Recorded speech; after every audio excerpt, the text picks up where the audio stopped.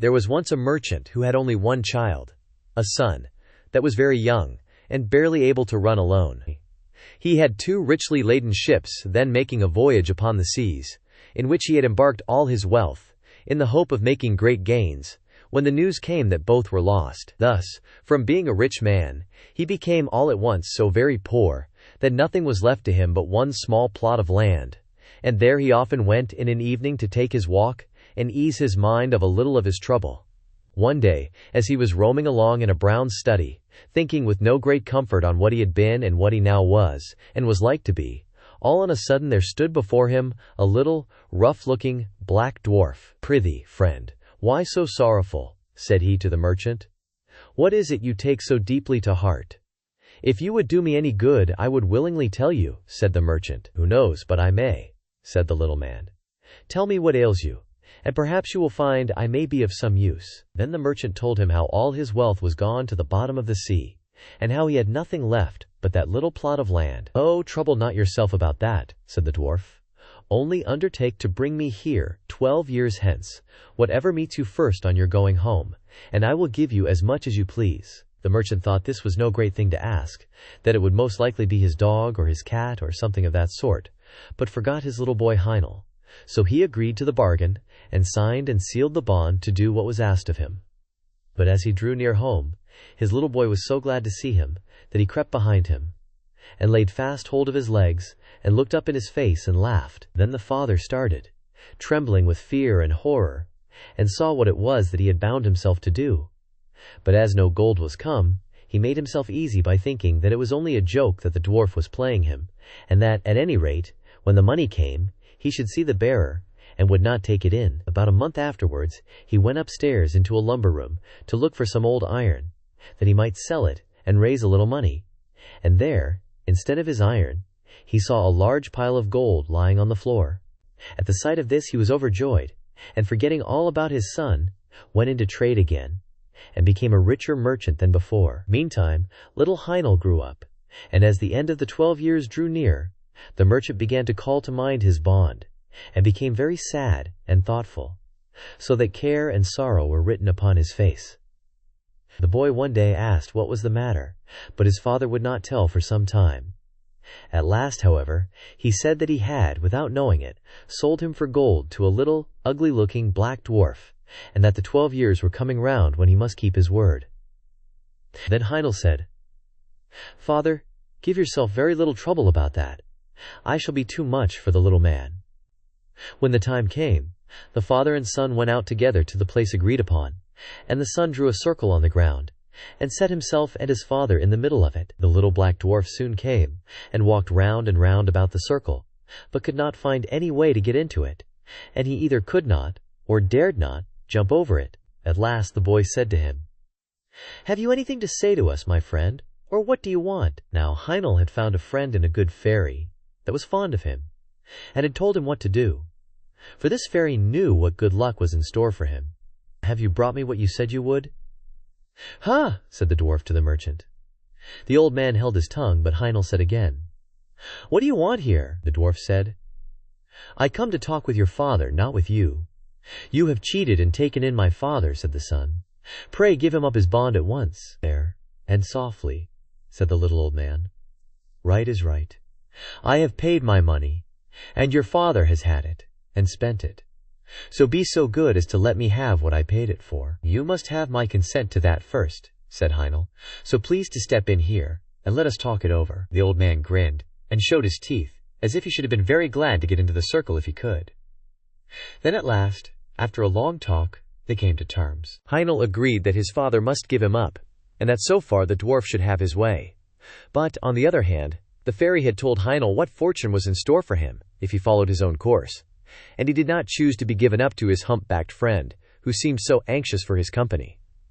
So, to make a sort of drawn battle of the matter, it was settled that Heinel should be put into an open boat that lay on the seashore hard by, that the father should push him off with his own hand, and that he should thus be set adrift, and left to the bad or good luck of wind and weather. Then he took leave of his father, and set himself in the boat, but before it got far off a wave struck it, and it fell with one side low in the water. So the merchant thought that poor Heinel was lost, and went home very sorrowful, while the dwarf went his way, thinking that at any rate he had had his revenge. The boat, however, did not sink, for the good fairy took care of her friend, and soon raised the boat up again, and it went safely on. The young man sat safe within, till at length it ran ashore upon an unknown land. As he jumped upon the shore he saw before him a beautiful castle, but empty and dreary within, for it was enchanted. "Here," said he to himself, "must I find the prize the good fairy told me of." So he once more searched the whole palace through, till at last he found a white snake, lying coiled up on a cushion in one of the chambers. Now the white snake was an enchanted princess, and she was very glad to see him, and said, "Are you at last come to set me free? 12 long years have I waited here for the fairy to bring you hither as she promised, for you alone can save me.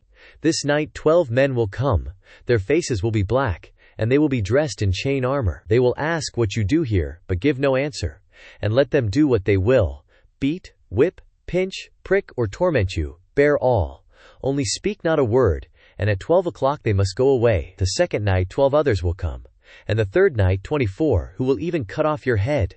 But at the 12th hour of that night their power is gone, and I shall be free, and will come and bring you the water of life, and will wash you with it, and bring you back to life and health." And all came to pass as she had said. Heinel bore all, and spoke not a word. And the third night the princess came, and fell on his neck and kissed him. Joy and gladness burst forth throughout the castle. The wedding was celebrated, and he was crowned king of the Golden Mountain. They lived together very happily, and the queen had a son. And thus 8 years had passed over their heads, when the king thought of his father, and he began to long to see him once again. But the queen was against his going, and said, "I know well that misfortunes will come upon us if you go." However, he gave her no rest till she agreed. At his going away she gave him a wishing ring, and said, "Take this ring, and put it on your finger. Whatever you wish it will bring you. Only promise never to make use of it to bring me hence to your father's house." Then he said he would do what she asked, and put the ring on his finger, and wished himself near the town where his father lived. Heinel found himself at the gates in a moment, but the guards would not let him go in, because he was so strangely clad. So he went up to a neighboring hill, where a shepherd dwelt, and borrowed his old frock, and thus passed unknown into the town. When he came to his father's house, he said he was his son, but the merchant would not believe him, and said he had had but one son, his poor Heinel, who he knew was long since dead, and as he was only dressed like a poor shepherd, he would not even give him anything to eat. The king, however, still vowed that he was his son, and said, "Is there no mark by which you would know me if I am really your son?" "Yes," said his mother. "Our Heinel had a mark like a raspberry on his right arm." Then he showed them the mark, and they knew that what he had said was true. He next told them how he was king of the Golden Mountain, and was married to a princess, and had a son 7 years old. But the merchant said, "That can never be true.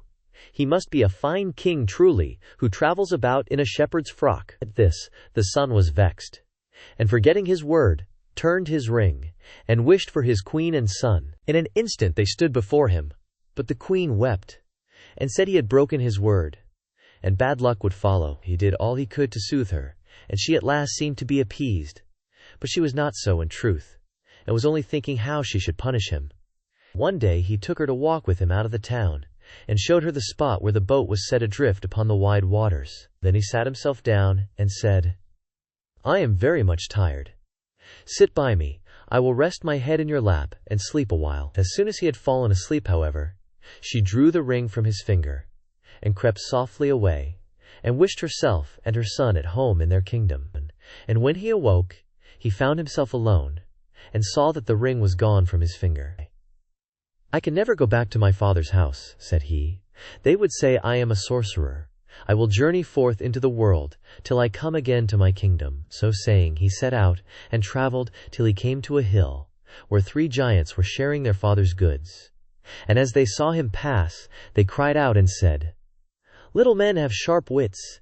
He shall part the goods between us." Now there was a sword that cut off an enemy's head whenever the wearer gave the words, "Heads off," a cloak that made the owner invisible, or gave him any form he pleased, and a pair of boots that carried the wearer wherever he wished. Heinel said they must first let him try these wonderful things. Then he might know how to set a value upon them. Then they gave him the cloak, and he wished himself a fly, and in a moment he was a fly. "The cloak is very well," said he. "Now give me the sword." "No," said they, "not unless you undertake not to say, 'Heads off!' For if you do, we are all dead men." So they gave it him, charging him to try it on a tree. He next asked for the boots also, and the moment he had all three in his power, he wished himself at the Golden Mountain. And there he was at once.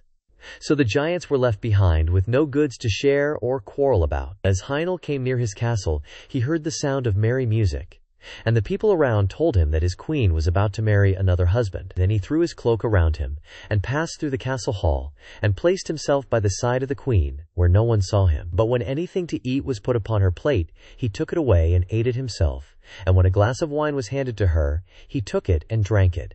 And thus, though they kept on giving her meat and drink, her plate and cup were always empty. Upon this, fear and remorse came over her, and she went into her chamber alone, and sat there weeping, and he followed her there. "Alas," said she to herself, "was I not once set free?